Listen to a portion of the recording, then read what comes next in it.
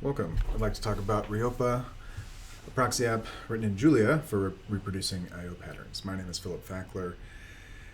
I am a research software engineer in high-performance computing, mostly using C++, but a little bit of Fortran for distributed and GPU-accelerated codes. So recently I've started working with Julia to write a proxy app. Proxy apps help us to isolate a single component of an application so that we can understand just that component on a given system without the cost of fully deploying the app. So that could be a single GPU kernel or a single piece of computation, or in our case, the I/O behavior. Julia enables rapid prototyping with HPC capabilities in a high-level language. So we wanted to explore using Julia for developing a proxy app. And we need a proxy app to flexibly model I/O behavior.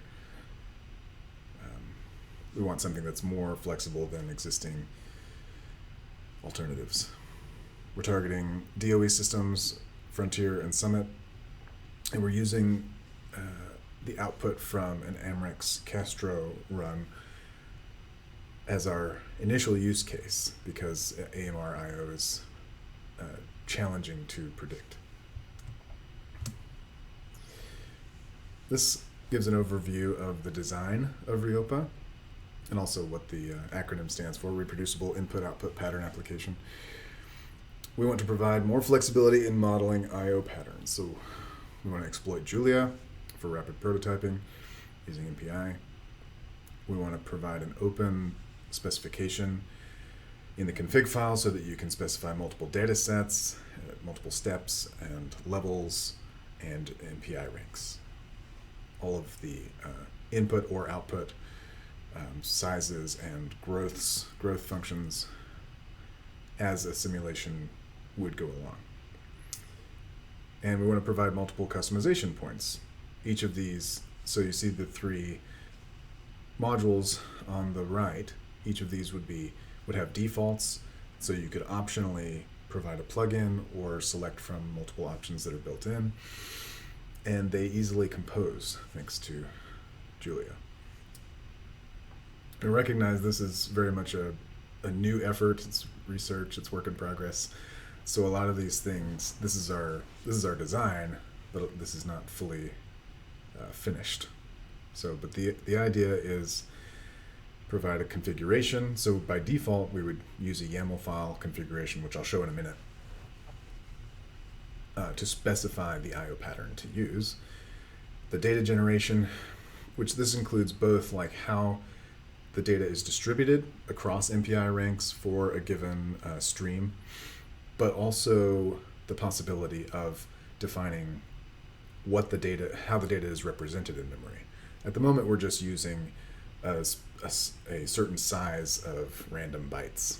But if you wanted to reproduce something with a specific structure and or metadata, then that would go in this as well.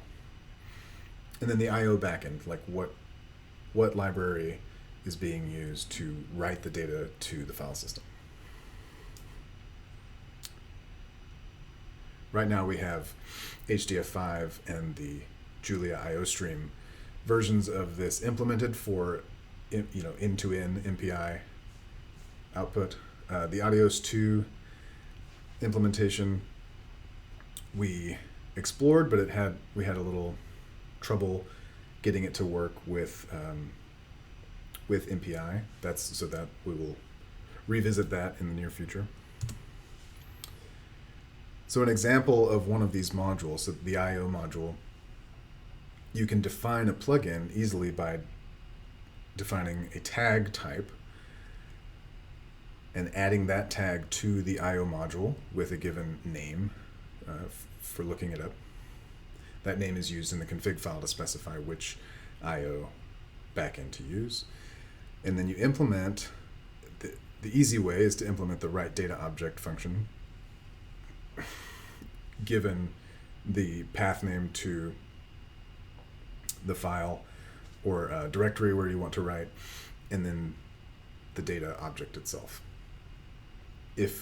But if you want to be even more custom in the way that you handle the entire I/O step, you can go a level higher and implement the perform step function.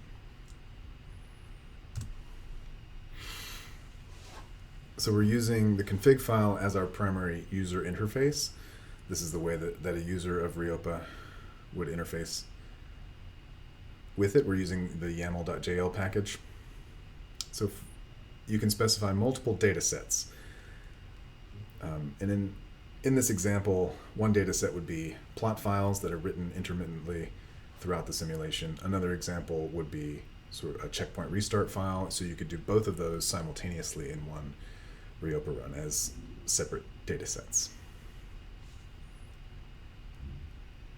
And you can add, you see the third bullet down from data set, simulated compute time. So this is just if you want to actually mirror the timing of the I/O steps, then we add in a sleep for when the actual application would be doing compute. And then for each data set, you might have multiple data streams. So in this example, you could have multiple levels in your data set. For the adaptive mesh refinement, this is useful. And so for each stream, you give it a name. You tell it the initial size range. So this is saying that you can pick a size because the size throughout the computation may not always be the same. So you might want to give some sort of width to your sizes. And then the evolution function, how the size of this output would grow as the simulation evolves.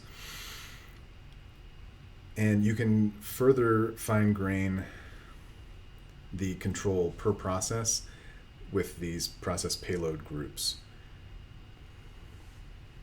specifying that a certain group gets a portion of the size, and then which proportion of the processes belong to that group.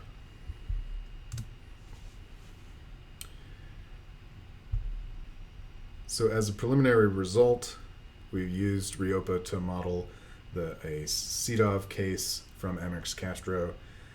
These videos on the right illustrate that this is not a trivial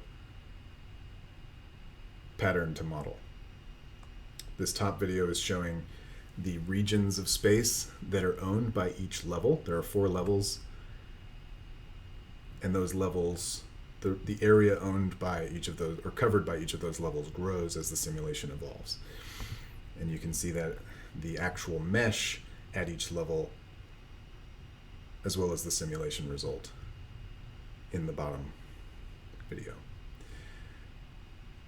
So the points in the scatter plot on the left show the actual Castro output sizes for each level, and then the lines show the RIOPA sizes for the same, for the run modeling this.